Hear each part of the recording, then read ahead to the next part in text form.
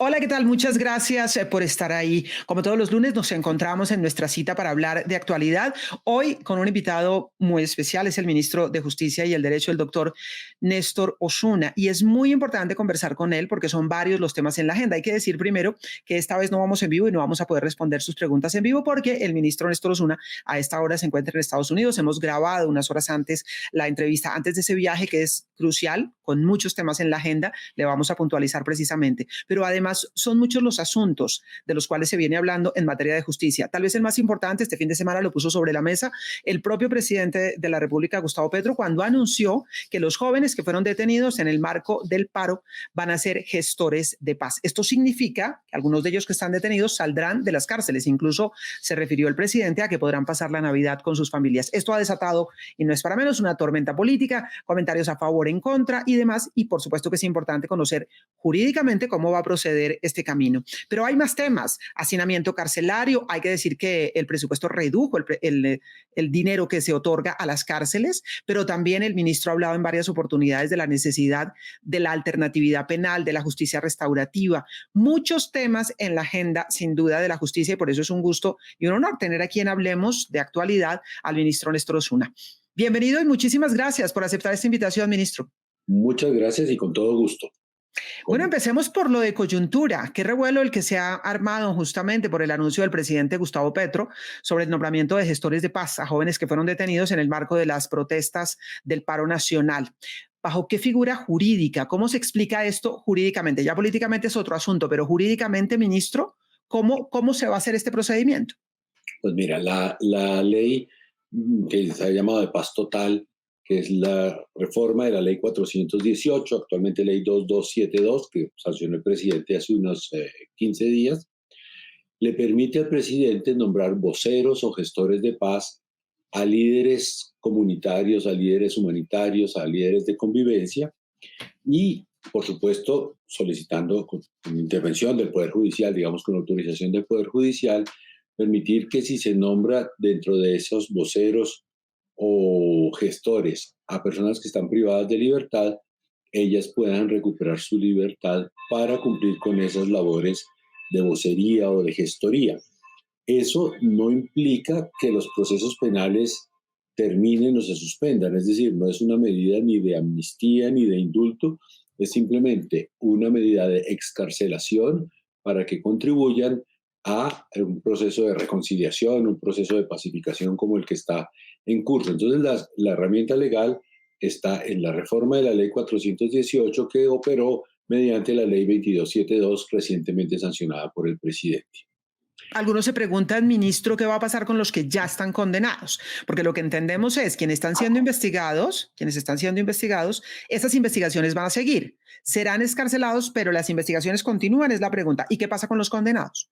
Bueno, entonces, lo primero que tengo que decirle es que esta misma semana procederemos a reglamentar esa ley y en ese reglamento se detallará exactamente el modo de proceder, a quienes se puede beneficiar o a quienes se puede nombrar gestores o voceros, cuáles son sus compromisos y a quienes, y después de esa reglamentación se sabrá a quiénes.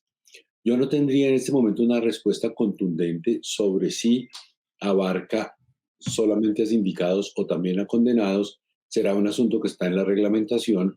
Si uno se lee el texto de las leyes que le acabo de mencionar, tendería a pensar que es para personas privadas de libertad y que no se interrumpe el proceso, pero no dice nada explícito sobre condenados sí o condenados no. Digamos, de los listados que tiene el gobierno nacional de personas privadas de libertad con ocasión del estallido social de hace 2 años, que son unas 250 personas en cifras redondeadas, casi ninguno está condenado, ¿no? La mayor parte están sindicados. La mayor parte. Hubo un caso muy sonado recientemente, sindicado por torturas y demás, que fue este caso que se presentó cuando una persona que consideraban que era algún infiltrado, pues bueno, fue entre comillas capturado, retenido por las personas y fue torturado y todo esto. Y es parte de lo que ha generado mucho ruido, ministro, en el sentido de que hay quienes dicen se cometieron delitos y delitos graves y son personas que van a quedar en libertad. En este caso, ¿qué decir? si cometieron delitos graves, porque efectivamente también hay denuncias del otro lado, que hubo abusos graves por parte de las autoridades. Es decir, hay las dos cosas y no son, y hay casos muy distintos entre estos 250. Sí, mire, el propósito del gobierno nacional con esta medida es contribuir a la reconciliación, abrir todos los mecanismos posibles para un apaciguamiento general del país y por eso digamos, al designar a algunas de estas personas como voceros o gestores de paz, pues se tendrá en cuenta su capacidad para, para cumplir con las funciones en las que el gobierno está pensando. Y en ese sentido no va a ser una medida generalizada, se mirará caso por caso. Y si hay algún caso que ya sea porque o sea, la persona no podría contribuir a una labor de reconciliación, de convivencia, o porque, digamos, la alarma, el desacuerdo social podría fracturar más que reconciliar, pues el gobierno tendrá en cuenta todas esas circunstancias. Con esto quiero decir que será caso por caso, sin Caso duda. por caso. Sí. Eso es muy importante, es decir, no se trata, primero no hay amnistía, segundo no hay indulto y tercero se revisará caso por caso. Desde lo jurídico y pregunto, ¿también desde lo político? En ese sentido de que puede haber casos que dijéramos sea más difícil para la sociedad entender, siempre cuesta trabajo, ¿no? Es decir, en todos estos procesos cuesta trabajo. Que si hubo unos delitos, que si las personas cometieron algunos hechos muy difíciles, es que estamos hablando aquí, por ejemplo, en algún caso intentaron prenderle candela a un CAI con los policías adentro, entonces uno dice mensajes que se le mandan a la sociedad. O sea, se tendrá en cuenta no solo el elemento jurídico, sino también ese elemento político para decidir en qué caso se toma la decisión.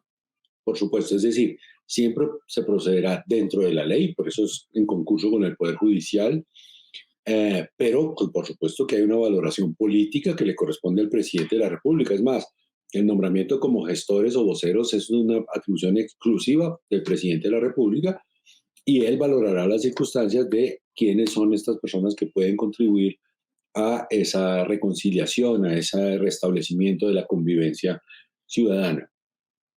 Y eso se puede levantar en cualquier momento, ministro. Es decir, se les puede Sí, otorgar ese sí, nombramiento de gestores de paz, pero al mismo tiempo se les puede retirar en cualquier momento. por supuesto, sí, sí, eso sí está establecido en la ley. Sí, sí. Muy bien. Ujú. Pues tema importante y precisiones importantes las que nos hace el ministro de Justicia, Néstor Osuna, que a esta hora, cuando ustedes están viendo ya esta entrevista, se encuentra en Estados Unidos. ¿A qué va a Estados Unidos, ministro, y con quién se va a reunir? Pues es una invitación de varias autoridades norteamericanas. Voy a reunirme con el Departamento de Estado, el Departamento de Justicia, el FBI, la DEA, los Marshals, que es como el equivalente al IMPEC nuestro, ya mencioné el Departamento de Justicia, con la Fiscalía General, con algunos congresistas también y también alguna charla en uno de estos centros de pensamiento de Washington. El propósito, yo creo que se enmarca en una relación bilateral que es muy viva, muy activa entre Colombia y Estados Unidos, dos países que son amigos desde la fundación de ambos países, eh, pero que se ha visto especialmente revitalizada en las últimas semanas, desde que se posicionó el gobierno Petro, porque hay muchísimos asuntos en los que podemos colaborarnos mutuamente y queremos tener esa relación estrecha, permanente, cercana.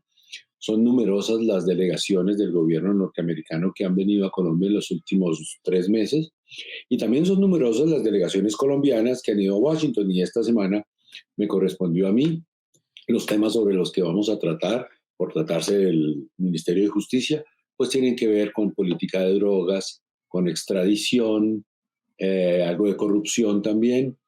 Son esos temas principalmente en los que pues, queremos ver en qué temas, o sea, queremos conocernos mejor el nuevo gobierno colombiano, el gobierno norteamericano, aunar esfuerzos de cooperación y tener eso, un diálogo fluido, directo, permanente entre las autoridades de los dos países.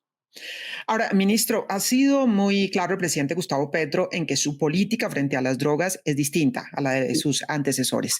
Es decir, él considera que la lucha contra las drogas ha fracasado. Imagino, ministro, pero usted me dirá que se reiterará ese mensaje. ¿Qué se le va a decir concretamente a Estados Unidos, por ejemplo, en materia de fumigación? Pues sí, el mensaje es el mismo, no hay un mensaje diferente sobre la mesa y en en las rondas diplomáticas, no es exactamente el mismo. El gobierno mantendrá erradicación forzosa en los cultivos industriales, pero sin glifosato. Todavía se está usando el glifosato de modo terrestre, pero eso le queda poco tiempo. Ya no se utiliza mediante aspersión aérea. Pero más allá de eso, el gobierno le va a apostar fuertemente a la erradicación voluntaria y digamos, a la oferta de nuevas posibilidades a los campesinos cultivadores de hoja de coca mediante sustitución de tierras, es decir, la posibilidad de asignarles territorios dentro de la frontera agrícola para que puedan dedicarse a un cultivo lícito o a los usos lícitos de la hoja de coca o del cannabis, eh, y por lo tanto al abandono, a la sustitución voluntaria de cultivo de la hoja de coca. La experiencia nos indica que la erradicación forzosa conduce en un muy alto porcentaje a la resiembra de coca, mientras que la erradicación voluntaria a un porcentaje muchísimo menor. Si además acompañamos la erradicación voluntaria con la entrega de título de propiedad a los campesinos, el viernes pasado que estuve en una convención campesina con el presidente Petro, además afirmó, y especialmente si esas mujeres campesinas, o sea, una mujer campesina que tiene el título de propiedad de un terreno, es mucho más difícil que vuelva a sembrar coca porque el hecho de sentirse propietaria, dueña de un destino que puede ser mucho mejor, la estimula a sembrar o a utilizar la tierra para una actividad lícita, si eso va acompañado, como es nuestro propósito, de una oferta social suficiente, de inclusión, en fin, de todo lo que forma parte, digamos, de las promesas hasta ahora a veces no cumplidas del Estado Social de Derecho. Colombia quiere liderar una conversación con otros países de América Latina y se lo hemos escuchado al presidente Gustavo Petro para hacer un planteamiento internacional distinto sobre la lucha contra las drogas. Si se considera que la lucha contra las drogas es un fracaso, ministro, ¿cuál es la propuesta? Y si esa propuesta la va a llevar el ministro de Justicia a sus encuentros en Estados Unidos. ¿Cuál es la propuesta? Fracasó la guerra, ¿qué hacemos? ¿Hay que regularizar? ¿Hay que legalizar ya? ¿Qué hacemos? Pues mire, hay que ir paso a paso.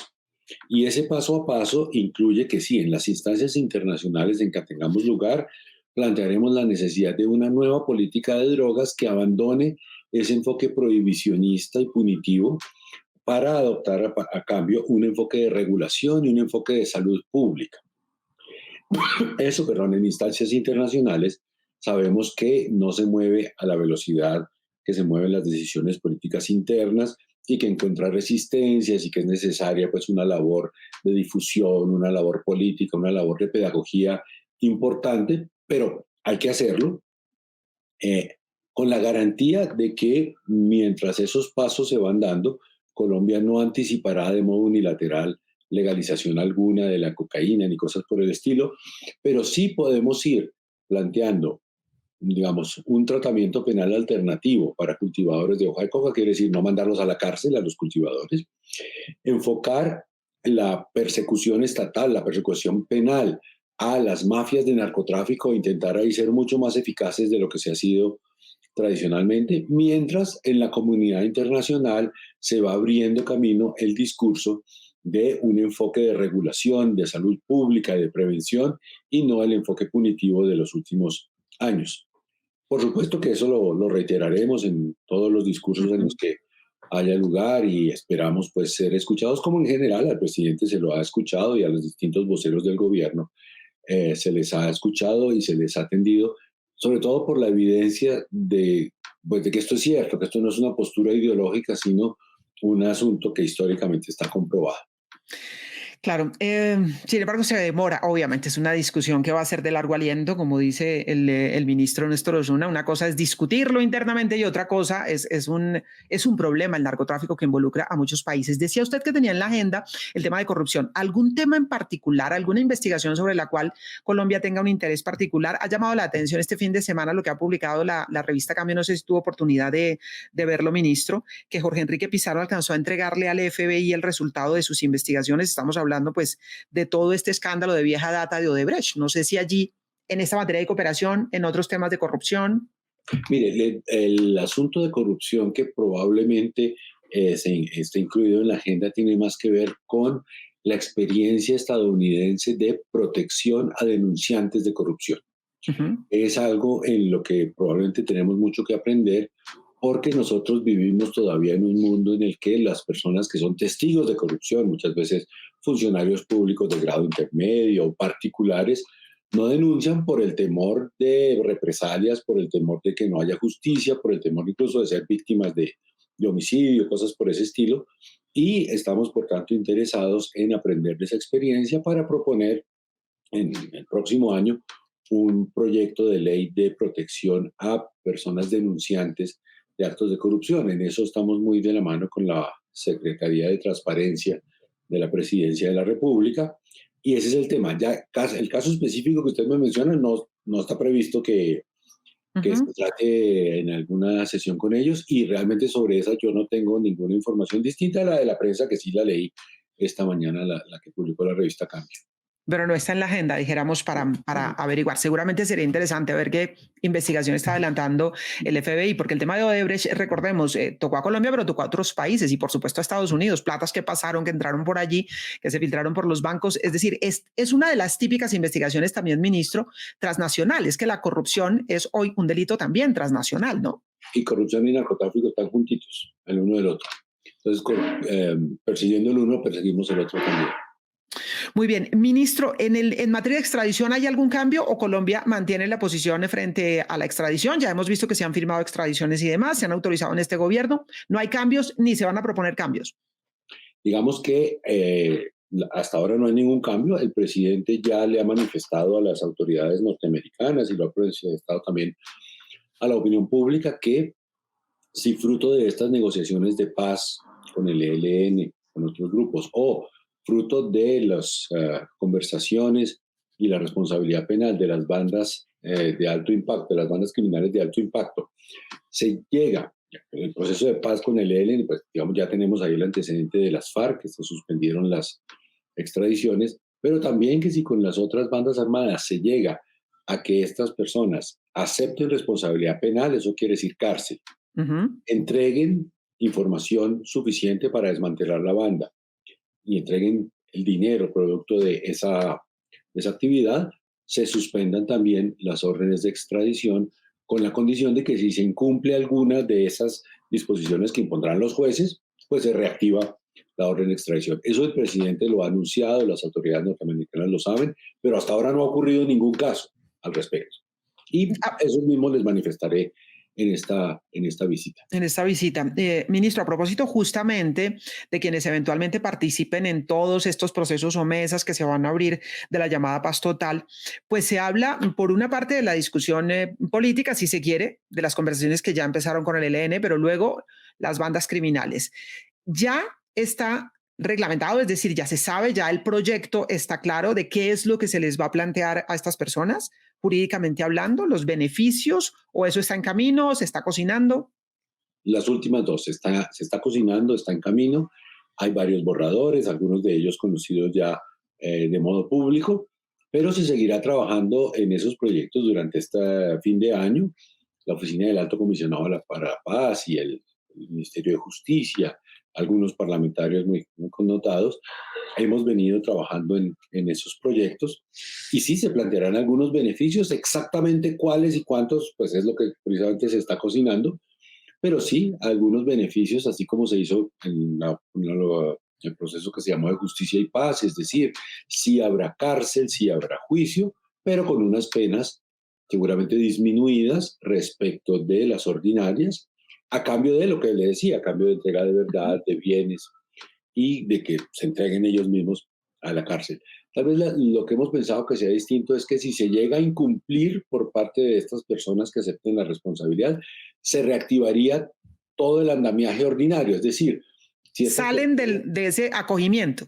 Exacto. Entonces, Ujú. digamos que las personas que concurran, si esto llega a buen término, supongamos, se las condena a 35 años de cárcel, pero fruto de los beneficios que obtienen y de esta oferta que le hará el Estado, eh, se, le, eh, se le sustituye esa pena por una de 10 años de cárcel, más lo que le decía, más entregar los bienes, entregar la información.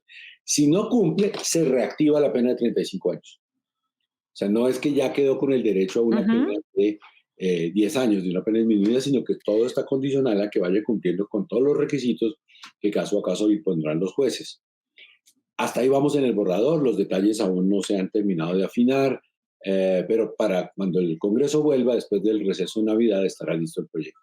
Pero eso no se va a negociar con estas personas. Es decir, a ellos se les va a decir, esto es lo que tiene, pero no se va a negociar, no se va a entrar en un proceso de negociación con ellos para que ellos digan, no queremos 8 años de pena, sino 5, no queremos que sea en cárcel, sino no sé, en una granja, etcétera, etcétera. Es decir, ese proceso que se tuvo con las FARC no se va a tener con las bandas criminales.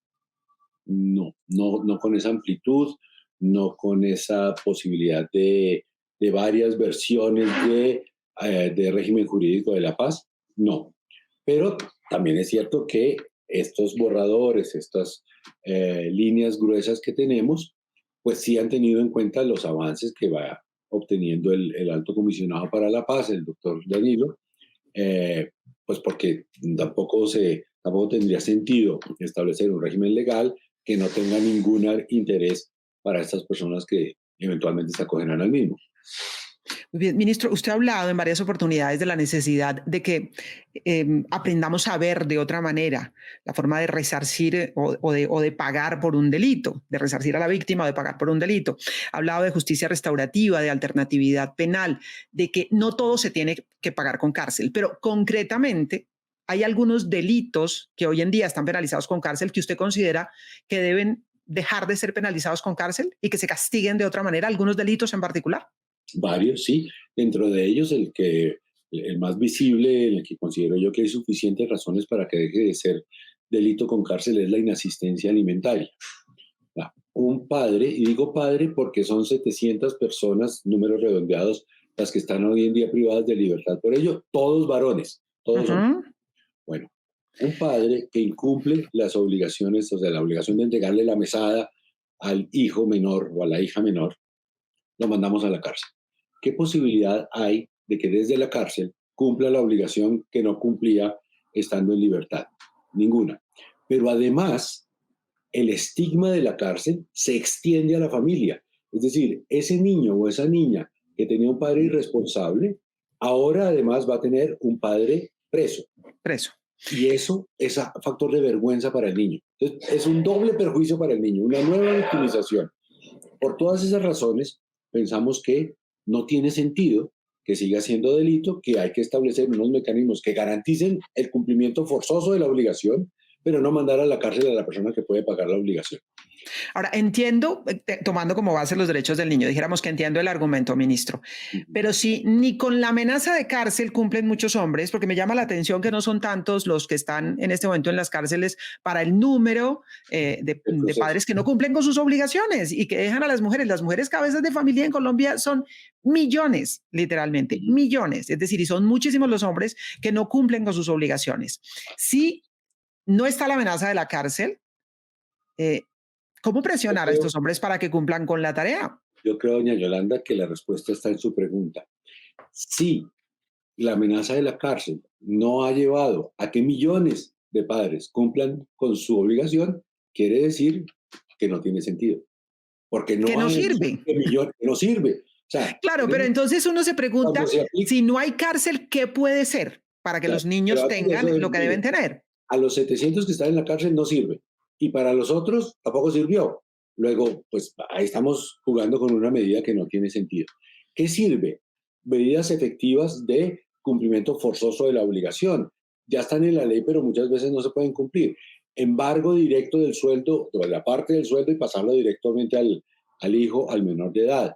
Prohibición de salir del país, suspensión del régimen de visitas, en fin. Hay distintas medidas que pueden ser incluso eh, más, eh, más útiles, más coercitivas, que no son cárcel, que podrían llevar a los padres incumplidos a cumplir con esa obligación. Porque de alguna manera alguien podría pensar, ministro, que es como al quitarle la pena de cárcel a la inasistencia alimentaria es, me están dando patente para que no cumpla con mis obligaciones, ya no hay cárcel, No, yo puedo hacer no, lo que sea, no mando mis plata y demás. No sé eso, si el mensaje puede ser eso. no, yo creo que en alguna parte esta afirmación parte de de un cierto condicionamiento social falso, y es creer que la cárcel sirve para muchas cosas para las que no está hecha y para las que definitivamente no sirve. En ese sentido, pues hay por supuesto, una labor pedagógica importante pendiente por parte del Ministerio de Justicia de hacerse entender frente a la sociedad de realmente para qué sirve la cárcel y para qué cosas no sirve la cárcel. Pero si encontramos, y existen ya otros mecanismos que sí logran que se haga cumplir la obligación. Fíjese que el cumplimiento de una obligación crediticia con una entidad bancaria se cumple a las buenas, se cumple a las malas, y se cumple a las malas pues, con intereses de mora que son muy pesados, con demandas judiciales, con anotación en data credit, en fin, hay con muchos mecanismos, y finalmente se cumple sin mandar a todos los deudores o a unos pocos deudores a la cárcel. Entonces, yo entiendo que hay un cierto sector de la sociedad que le apuesta a una difusión de miedo, pero probablemente ese miedo solo nos llega a aquellas personas que nunca incumpliríamos nuestras obligaciones alimentarias. Entonces, todos esos argumentos me llevan a decir, mire, esa cárcel para ese delito específico no sirve, para muchos otros tampoco sirve. No ¿Cómo sirve. cuáles, ministro? Para mencionar otros. Porque sí, estamos muy metidos. De hecho, ministro, mire, cada vez que hay un problema en Colombia, llámese el que se llame, la solución es aumentar las penas. Porque todo el mundo mira hacia la justicia ante cualquier problema. Es decir, obviamente, si hay feminicidio, si hay violencia, si hay lo que sea, hagamos leyes y penalicemos, penalicemos, penalicemos. Y resulta que no necesariamente, y en eso yo estoy de acuerdo, las más altas penas solucionan los problemas. Sí, ¿Cuáles otros delitos podrían dejar de ser castigados con cárcel? pues Y castigados de otra manera. Uno que yo sé que va a ser controversial, aún más controversial que la inasistencia alimentaria, pero que lo proponemos, que es la injuria. La injuria realmente es más bien una limitación de la libertad de expresión, que esa no es tanto por desasinar, porque hay muy pocas personas privadas de libertad por delito de injuria, pero sí hay centenares de procesos judiciales de Muchos. injuria que en qué conducen, en qué terminan, en una conciliación. Pues, no es necesario utilizar las herramientas del proceso penal, fiscalía, pruebas judiciales, toda la dureza y todo el costo de la justicia penal para llegar a una conciliación. La administración, el Ministerio de Justicia, otras entidades, la Procuraduría, las casas de justicia, los consultorios jurídicos, tienen centros de conciliación que perfectamente pueden atender esa situación. Pero además, la injuria, cada vez hay más, ¿cómo le diría yo? Más alertas desde el derecho internacional de que la injuria realmente es un recorte indebido a la libertad de expresión. Y la utilizan mucho para atacar a la prensa, ¿no? Para tratar de coartar la libertad de prensa. Sí, y en ese sentido yo también estoy de acuerdo en que pues, no en que las ofensas a una persona sean lícitas, que pueden dar lugar a responsabilidad, pero civil y no penal.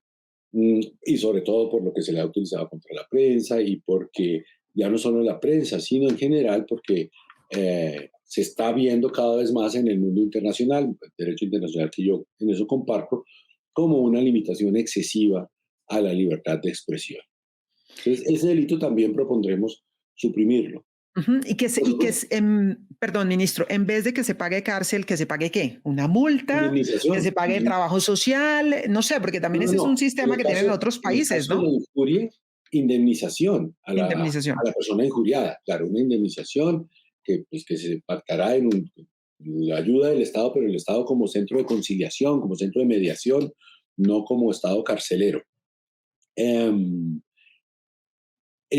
Digamos, la idea de medidas de justicia restaurativa y otro tipo de medidas es para las conductas que se mantienen como delito. Entonces, para las conductas que sí se mantendrían como delito, la reparación a la víctima o estas obras de utilidad pública, lo que podrían significar es una disminución del tiempo efectivo de privación de libertad, pero seguiría siendo delito con todas las consecuencias que tienen los delitos. O sea, delito, pero en vez de pasar el tiempo en la cárcel, la persona puede pasar el tiempo prestando servicio comunitario, por decir algo. O sea, se le puede sentenciar a X meses de servicio comunitario o servicio social. Exacto. Por ejemplo, reforestación de la selva, por ejemplo, construcción de obras civiles, por ejemplo, cuidado de bibliotecas, de parques, actividades que se remuneran, ¿no? Esto no es trabajo esclavo, esto sería actividad remunerada. Tiene una ventaja adicional y es que la persona que está pagando una pena, que recibe una remuneración, mantiene los lazos familiares. ¿Qué pasa con las personas privadas de libertad? Sobre todo cuando es a largos periodos.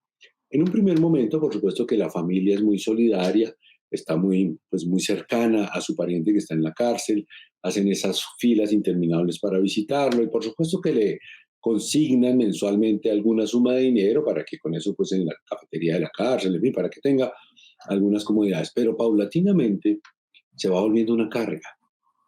Las visitas son tan incómodas que la familia Sí. deja de ir y estas personas pierden sus vínculos familiares. Las personas que llevan privadas de libertad 15, 20 años, ya nadie las visita, nadie ve por ellas, perdieron sus vínculos familiares. No solamente perdieron el vínculo social, cualquier posibilidad de vínculo laboral, sino que perdieron aquello que es lo más importante para todas las personas, que son sus vínculos familiares. El hecho de que puedan trabajar y que puedan mandarle una cifra, así sea modesta, a sus familiares, mantiene ese vínculo familiar. Entonces, eso es bien importante, que se mantenga ese lazo familiar allí. Esta actividad remunerada, por supuesto, una parte se le consignaría a disposición de esta persona para eso, para sus gastos en la cárcel, pero otra parte podría ir a su familia o debería ir más bien a su Debería. familia y eso sería fundamental para que cuando esta persona salga de la cárcel vuelva a su núcleo familiar. Y a propósito justamente de cárceles, ministro, pues hay que hablar de la crisis carcelaria que es permanente en Colombia. Es permanente. Ya, pues de hecho usted tuvo cambio en la cárcel La Picota después de hacer un operativo sorpresa y detectar que se estaban violando un montón de normas que de cumplirse harían que las cosas funcionaran mejor. Es como recurrente, es como permanente, es como cotidiana esa crisis en las cárceles. ¿Cómo resolverla, tanto para los internos como para las familias de los internos, ministro? Porque a veces parece que la condena fuera para todo el mundo. Y las mujeres lo que tienen que padecer cuando ingresan a una cárcel para hacer una visita conyugal y los hijos lo que tienen que padecer y todo el mundo es una cosa de horror para todas las personas, incluso para las que no están condenadas. ¿Qué hacer con las cárceles, ministro? Muchas cosas hay que hacer. Usted me dice que una crisis permanente, pero lo que yo he percibido en estos 3 meses que llevo en el cargo es que estamos en un sistema colapsado. O sea, las cárceles colapsaron en nuestro país. No cabe un alfiler más en nuestras cárceles. Las cárceles están funcionando mal por hacinamiento, Uh por -huh. mala alimentación, por déficit de derechos humanos allí, porque no tenemos políticas suficientes de resocialización. Bueno, y ante eso, ¿qué hay que hacer? Pues mire, sinceramente, dado que las penas privativas de libertad de largo tiempo no tienen utilidad, hay que reducir esos tiempos de privación efectiva de libertad. Si reducimos los tiempos de privación efectiva de libertad, ojo, siempre a cambio de reparación a las víctimas, restauración del tejido social, podemos tener menos personas privadas de libertad, o más bien, habrá menos personas privadas de libertad por cuanto las personas condenadas a periodos largos podrán ver reducidos esos periodos a cambio de esas actividades. Eso es ir en contravía de todo lo que hemos hecho en los últimos años o décadas, ministro. Sí, Que yo sí, claro. insisto, cada vez que queremos resolver un problema, aumentamos las penas.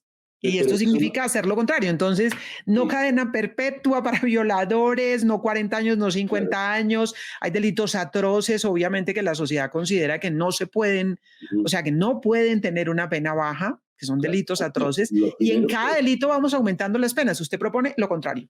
sí, claro. Eh, lo primero que le diría yo es eso, o sea, este es un gobierno de cambio. Si nos dedicamos a hacer lo mismo que han hecho los gobiernos de los últimos 30 años, pues por una parte vamos a lograr el mismo resultado, o sea, más hacinamiento, más perversidad del sistema carcelario y menos sensación de seguridad entre la gente y menos disminución de la criminalidad. Em, y otra cosa es, que usted me decía, cuando se sientan los legisladores a resolver este problema, aumentan las penas, ¿no? Eso no se sientan a resolver, se sientan a dar una respuesta que da réditos políticos a algunos, que difunde miedo y que difunde una sensación de dureza, pero realmente no resuelve nada. Sí, eso es Un cierto, buen, no resuelve, ese es el problema. O sea, se legisla, se aumentan las penas, se penaliza y los delitos siguen ahí.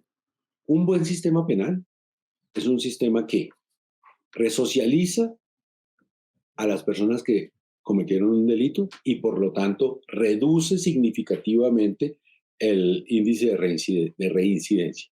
Y además que reduce la criminalidad. Nuestro sistema penal no está reduciendo ninguna de las dos cosas.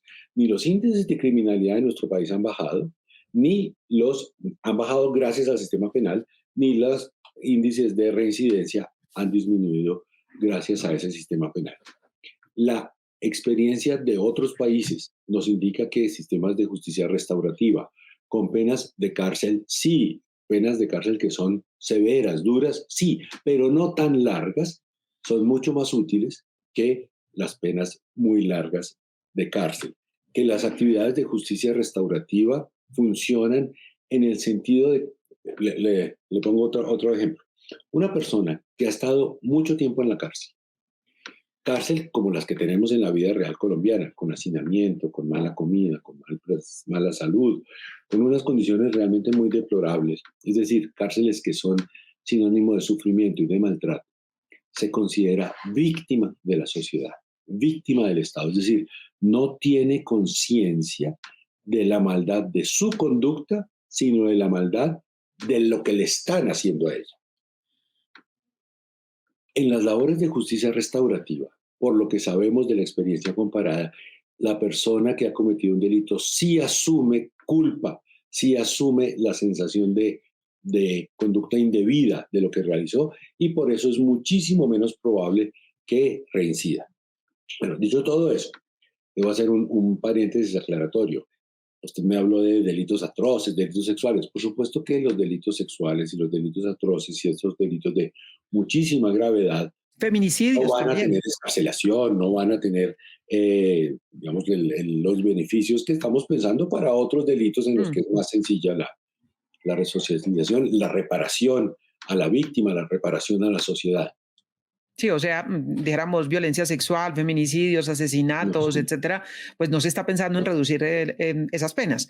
Pero me imagino, ¿usted sabe cuántos delitos hay en Colombia? Porque yo no lo sé, se lo pregunto así de calentura, que debe De ser difícil 300, porque son muchos, ¿no? más de 300, sí. Más de 300 delitos. Y allí, obviamente, pues la discusión se tiene que abrir poco a poco en cada uno de ellos.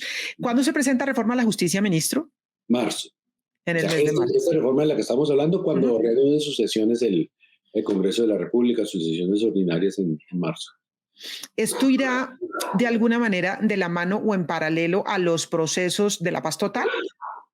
Digamos que Algunas de las cosas tendrán que ir antes, supongo, ¿no? Digamos que se tocarán en el tiempo en alguna cosa y en algún momento se tocarán, los dos proyectos de ley irán seguramente parejos y probablemente se comuniquen uno con otro, no me cabe duda, pero realmente este proyecto del que estamos hablando, de humanización de la política penal, está pensado con carácter general, como medidas ordinarias, no pensando en un proceso de acogimiento, de responsabilidad o en crímenes de alto impacto, sino en general, y el otro está pensado sí específicamente para quienes siendo grupos criminales de alto impacto, pues acepten estas ofertas que les hará el gobierno y desmonten esas estructuras criminales. Sí, el sistema está colapsado, como dijo usted mismo, y pues estamos todavía lejos, dijéramos, en marzo entra a trámite, pero ese trámite seguramente va a ser demorado, va a ser largo, etcétera. En el mientras tanto, las cárceles, ¿qué, ministro? Porque decíamos menos presupuesto, ¿no? Para cárceles. Ah, Yo bueno, digo, a mí me parece bien, ministro, se lo digo sinceramente, que haya más plata para educación que para las cárceles, yo lo celebro, pues ya es mi opinión personal. Pero por el otro lado, si tenemos las cárceles colapsadas, eso también sí, es de plata. digamos, esa disminución de 200.000 millones de pesos de la USPEC estaba destinada exclusivamente a proyectos de construcción de cárceles nuevas que estaban en una fase muy, muy embrionaria en la que no se había gastado todavía ninguna cifra significativa, ni había compromisos contractuales, ni nada de eso. Entonces, claro, la meta es, con la plata que hay, cómo hacer un sistema mejor. La plata que hay no es poca cosa, son 3.2 billones en cifras aproximadas al Ujú. año. Eso es como mitad para el IMPEC, es decir, mitad para el cuidado, la seguridad, de la atención de las cárceles y la otra mitad para los PEC, que es la provisión de servicios y la construcción de infraestructura. Si ponemos esas 3.2 billones al año y pensamos que tenemos unos 120.000 personas privadas de libertad, pues eso nos da esa cifra que yo he mencionado varias veces, de alrededor de 2,5 millones de pesos por preso al mes. Con 2,5 millones al mes se pueden hacer Pues, cosas mucho mejores de lo que estamos haciendo. pues es mucho Entonces, más de lo que ganan la mayoría de los colombianos, ministro, dos millones y honestamente. medio gana muchas familias y con eso atienden todos sus gastos y viven en condiciones muchísimo mejores Sí. que aquellas en las que se viven en nuestras cárceles. Entonces ahí hay que hacer unos esfuerzos de Ujú. organización inteligente del gasto, de construcciones donde hay que hacer construcciones, de una lucha pero muy decidida contra la corrupción. Le iba a preguntar eso justamente, si ha detectado focos de corrupción. Mire, toda la vida o durante mucho tiempo se ha hablado de la corrupción tanto en la USPEC como en el IMPEC. Nosotros estamos haciendo digamos, un análisis muy detallado de mano de la Secretaría para la Transparencia y digamos que son dos tipos de corrupción o serían dos tipos distintos. La corrupción en la USPEC es corrupción de contratación administrativa, Ujú. de respecto a la cual pues estamos mirando a ver casos en los que la haya habido y sobre todo hacia adelante cómo digamos, evitamos ese riesgo de corrupción de un modo eficaz. En el IMPEC es una corrupción distinta porque es la corrupción entre la persona privada de la libertad y el guardián, es decir, eso no hay contrato, no hay flujos financieros, es más difícil de detectar, pero en eso estamos. El coronel Gutiérrez, el actual director del IMPEC, digamos, ha tenido ya en los pocos semanas que lleva en el cargo unos resultados muy importantes con la colaboración de denunciantes, con operativos sorpresa. En eso tenemos un plan muy interesante de colaboración con los Estados Unidos. Precisamente en la cárcel de La Picota hay un plan de colaboración para evitar la corrupción en La Picota muy interesante con dinero de ellos, que comenzó a funcionar también hace 3, 4 semanas y ya está dando resultados. Entonces, sí, o sea, medidas anticorrupción, medidas también de buena comunicación entre los PEC y IMPEC, ¿no? Que estén coordinados los unos con los otros. He recibido mucha información y muchas solicitudes de personas privadas de libertad de que puedan ellas mismas preparar sus alimentos. Y eso, además de que, o sea, eso tiene varias utilidades. Una, me lo han dicho muchas mujeres en cárcel, para hacer algo al menos, para tener algo que Claro. hacer. Que no sea solamente esperar a que pase el día y a que llegue la noche, sino Es por lo menos trabajo, resocialización, mejoras en la comida seguramente. mejora, y claro, una mejor alimentación. Y en la convención campesina esta que fue este fin de semana en Bogotá, también los campesinos decían, oiga, ¿por qué no nos permiten que directamente nosotros vendamos los alimentos a las cárceles y allí los preparen? Es decir, evitar todas esas cadenas de suministro a contratistas, preparación, transporte de la comida. Podría haber allí unos modos mucho más eficientes de actuar, mucho más alentadores para las personas privadas de libertad. Podría hacerse cosas por ese estilo. Ahora, en materia de corrupción, ministro Néstor Osuna, ministro de Justicia, ¿han detectado ya casos concretos? Es decir, ya ha dicho usted, bueno, ha tenido destituciones, toma de decisiones porque detectó cosas que estaban pasando o están en el proceso de investigación todavía. La semana pasada, junto con la Fiscalía, se detuvo a 5, ahora no estoy comentando seguro si eran 5 o 6 guardianes del IMPEC, porque pues ya teníamos los datos, la sospecha muy fundada de actos de corrupción por parte de ellos. Están detenidos en este momento, por supuesto, a partir de ahí es independencia del Poder Judicial, si se producen pues las condenas o no se producen. Pero sí, eso probablemente no trascendió mucho a la opinión pública, pero sí creó unos ciertos cortocircuitos en esas redes de corrupción que sabemos que existen, siendo yo consciente de que el mayor número de guardianes del IMPEC es gente muy correcta que quiere realizar una labor, que tiene unos salarios muy modestos, que tiene unos turnos muy, muy exigentes, pero ahí hay también actos de corrupción y estamos buscándolos. Ya encontramos evidencia, eso fue en la modelo de Bogotá, y actuamos pues con el rigor de la ley y estas 5 o 6 personas están ya detenidas. Y suponemos que vienen más. Pues digo, me imagino que la magnitud de la corrupción debe ser mayor a Es que mayor. involucre a a personas. Seguramente será más en esta materia de contratación, como pasa en la mayoría de entidades, por cierto, ¿no? Que los problemas, dijéramos, de contratación, lamentablemente, pues están en muchos escenarios. Así es, así es. seguiremos indagando y el resultado que vayamos encontrando, delito que vayamos encontrando, pues actuaremos como tiene que ser. Ministro, la percepción en términos generales, y se lo pregunto, de la gente es que en Colombia hay justicia o no hay justicia. Y se lo pregunto también porque con muchísima frecuencia estamos informando en los medios de comunicación y los periodistas sobre intentos de justicia por mano propia, ¿sí? Sí. Lincharon a alguien, trataron de golpear a alguien, trataron de, en fin, porque la gente percibe que no hay justicia. Y mucho más si ese pequeño delito, entre comillas, lo pongo, ese pequeño delito del robo del celular, del atraco callejero y demás, pareciera que no tiene castigo, ministro. Es decir, el atracador lo coge la policía y lo tienen que soltar. Ujú. Y se ríe de la policía y vuelve a atracar y la gente siente que no hay quien lo proteja y no sé si la percepción es esa, como que no hay justicia. Mire, le diría que entiendo que puede haber esa percepción, que a eso contribuye, que los procesos judiciales son muy lentos, es cierto, que tenemos una oferta de justicia que es insuficiente para la demanda de justicia, necesitamos tener más jueces, tenemos que tener también procedimientos mucho más ágiles, todo eso es cierto, pero en nuestro país ahorita le dije 120.000 personas privadas de libertad, eso es personas privadas de libertad en establecimientos penitenciarios o policivos del Estado.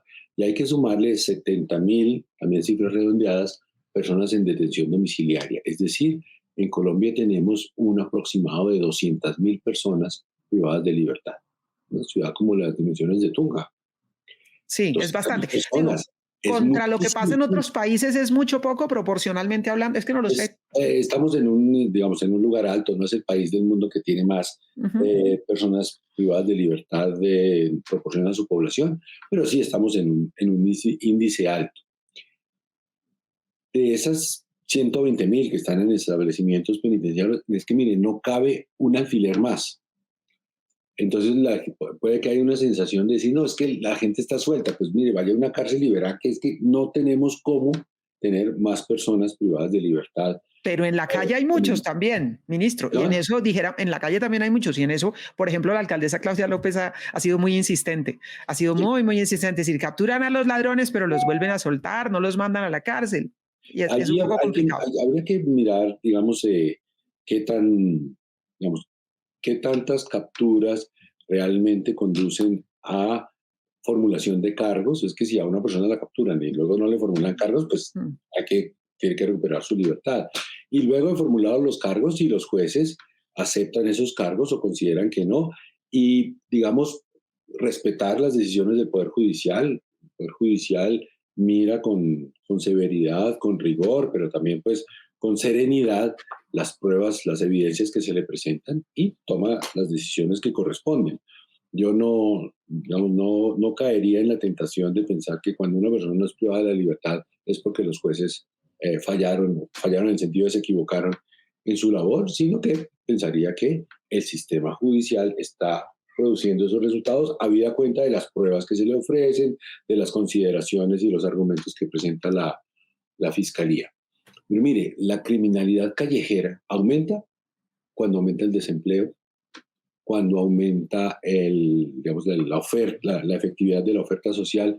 Entonces, digamos, pensar que mediante la política penal uno puede afectar significativamente la criminalidad callejera, creo que es un discurso que entiendo que es facilón, pero eso no es tan cierto.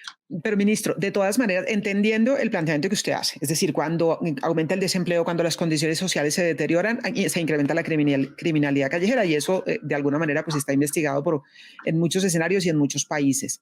Pero la otra pregunta es, ¿qué hacemos con ese delito callejero? Con el Ah, que existe, con el real, con el que está ahí. Y, pues, entre comillas, se consideran delitos menores muchas veces, ¿no? Pues el robo de un celular, el robo de la cartera, se robaron la bicicleta, pues eso puede no ser comparable con los delitos de corrupción, puede no ser comparable con un asesinato, pero para una persona, el celular que todavía está pagando muchas veces, la bicicleta que sacó a plazos, ujú. es la fortuna que tiene. Pues Y hoy mire, el Estado no responde. ¿Cómo responderle? Es decir, ¿cuál ahí tendría sí que ser la actitud allí de la justicia? hay una propuesta de la alcaldesa también que me parece que va en el camino adecuado y es luchar por evitar la reincidencia. Y en ese sentido pensar en que, digamos, una persona que comete un delito de estos que usted está mencionando, callejero, de criminalidad callejera contra la propiedad, la primera vez, si repara a la víctima y todo eso, le decimos, bueno, mire usted, tendría que ser condenado a tantos años de cárcel, pero en virtud de esta labor de restauración, de reparación a la víctima y restauración, mm, le vamos a bajar significativamente el periodo de cárcel. A la segunda vez, ya, digamos, los beneficios son menores. Y si hay una segunda reincidencia, a la tercera vez ya ningún beneficio. Eso lo ha venido proponiendo la alcaldesa y a mí me parece que es razonable, Que se ¿no? castigue la reincidencia. Ujú. Tener un sistema penal que se fije mucho en la reincidencia y que intente, mediante esa medida, digamos, de garrote y zanahoria, es decir, mire, usted tiene que reparar a la víctima, usted tiene que, mediante obra pública, restaurar el tejido social que rompió y de todas maneras tiene que tener un poquito de cárcel, eso no me cabe duda, la primera vez, pero la segunda vez es mucha más cárcel y la tercera vez muchísima más cárcel. Eh, yo creo que eso puede ser efectivo, eso fíjese, no lo hemos ensayado, y creo que ahí podríamos tener un acercamiento muy interesante con esas políticas de la alcaldesa. Y hay otro asunto de un proyecto de ley que ya se presentó, lo presentó Asocapitales, es decir, la Asociación de Alcaldes de las capitales del país, digamos, auspiciado también por Asointermedias, la Asociación de Alcaldes de Ciudades Intermedias, que tiene que ver con los centros de detención de personas sindicadas no condenadas. Según la ley, a cargo de la Nación, por lo tanto del Ministerio de Justicia, IMPEC, están las personas condenadas. Esos son los que están en los 138 establecimientos carcelarios que tiene el país a cargo del IMPEC. Pero las personas sindicadas que están privadas de libertad preventivamente están a cargo de los entes territoriales, municipios, departamentos. Lamentablemente esa disposición que estableció esa norma no le dio a los departamentos y a los municipios recursos suficientes para hacer esas cárceles de detención preventiva y por eso que están en los establecimientos en las estaciones de policía, en las URIs, en viejas casonas, que como los municipios ahí más medio adaptan con un par de candados, en fin, y que están absolutamente hacinadas. Aso Capitales lo que propone es, mire, repartamos las cargas entre tres, que sí estén a cargo de los municipios, las personas que están sindicadas, pero que de ser condenadas van a tener delitos de no más de 8 años de cárcel. Si son de 8 a 15 años, a cargo de los departamentos, y si son de más de 15, a cargo de la nación. Y le establece ingresos o le genera ingresos a los municipios, a los departamentos, para atender esas funciones. El proyecto de ley ya está presentado, el gobierno lo apoya, no concurrimos a su radicación por urgencias de día, en fin, pero el gobierno lo va a apoyar en su trámite. Eso también forma parte de la solución. Es decir, decirle a los municipios y a los departamentos, ustedes tienen a cargo las personas sindicadas no condenadas, pero también van a tener recursos para hacer unos centros que no sean encerrarlos en una estación de policía que no está construida como cárcel, que no tiene, digamos, las condiciones arquitectónicas de cabida, de dimensiones, pues, que necesita una cárcel. Sí, pues no hemos hablado de la congestión en las URIs. Bueno, en fin, son muchos los temas, ministro. Realmente le decía antes de comenzar a hablar que son muchos los chicharrones, como decimos popularmente, en su despacho. ¿Cuál es para usted la prioridad? Todos son complejos, todos estos temas de los que hemos hablado y otros que se me van a quedar aquí en el tintero, pero estoy abusando de su tiempo. ¿Cuál es la prioridad? Lo que usted dice, bueno, esto lo tenemos que sacar, porque son muchas cosas y muchos de esos Sí, problemas enquistados de sí. tiempo atrás.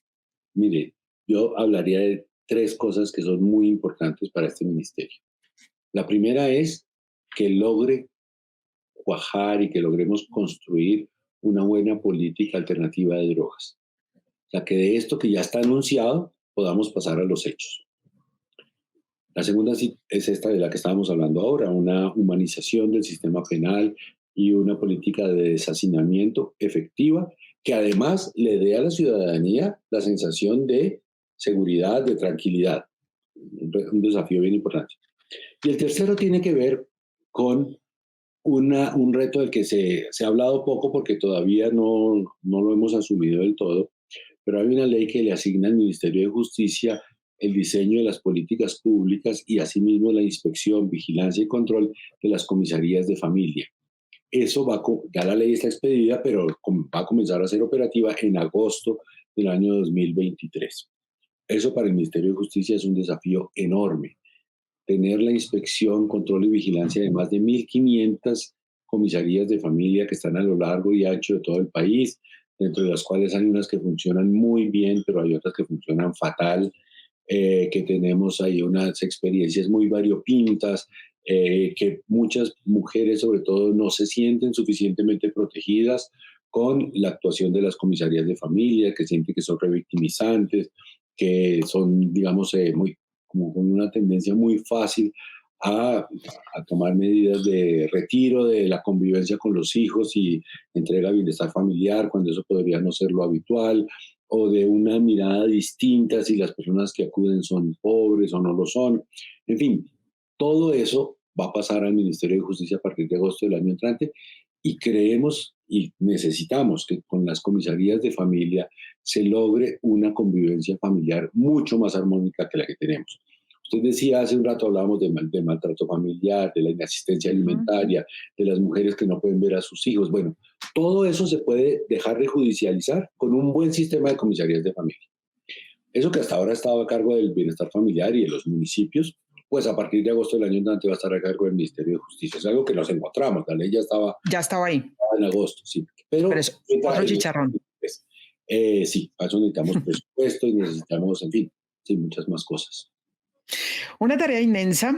Pues bueno, ministro, buen viaje. Estaremos atentos a los resultados de esa visita a Estados Unidos, esa reunión con distintas entidades allí y bueno, los muchos temas que están sobre la agenda y espero que nos vuelva a aceptar la invitación a este espacio Hablemos. Cuando, Ha sido un gusto tenerlo aquí, ministro. Muchísimas gracias. no, señora, con mucho gusto. Cuando quiera volvemos a charlar. Es el ministro de Justicia y el Derecho, Néstor Osuna. Muchos, pero muchos temas con él. Nos ha precisado algunos de los elementos de uno de los temas de momento ahora, y es el que tiene que ver con lo que va a pasar con los jóvenes que fueron detenidos en el marco del paro nacional, de las protestas, y que serán gestores de paz, gestores de convivencia. Y lo que nos dice el ministro es caso a caso, se va a analizar caso a caso y no habrá ni indulto ni amnistía general. Los procesos de investigación van a continuar. Cada caso se va a revisar. Pero pues hablamos de la visita a Estados Unidos, las prioridades, la política antidrogas, las cárceles, en fin, interesante conversación de un ministerio que va más allá de las cárceles. En los últimos años habíamos visto que prácticamente se reducía todo a estar muy pendiente de lo que pasaba en las cárceles. Hay muchos temas aquí a los cuales hay que ponerle el ojo. De modo que ahí están los planteamientos que hace el ministro Néstor Osuna. Como siempre, a ustedes gracias por estar ahí. Los invito a que se suscriban al canal de YouTube quienes no lo han hecho y que pongan la campanita para que sepan cuando hay contenido nuevo. Gracias.